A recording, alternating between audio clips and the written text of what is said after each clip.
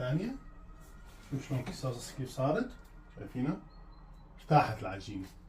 فهلا مرة ثانية دعكها دعكة هيك، بس هيك بنعومة شوي شوي.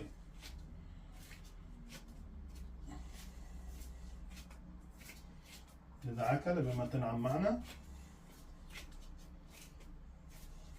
شايفين كيف؟ عم تنعم، كل ما واحد يقعد شوي شوي بتنعم، بس طبعا لازم ترتاح.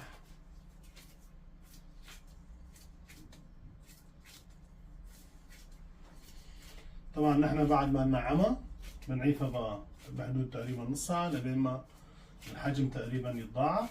نحطه بمحل دافي العجينة، ما نحطها بمحل يكون بارد، بدنا يكون محل يكون دافي طبعا. وبنعيفها بنغطيها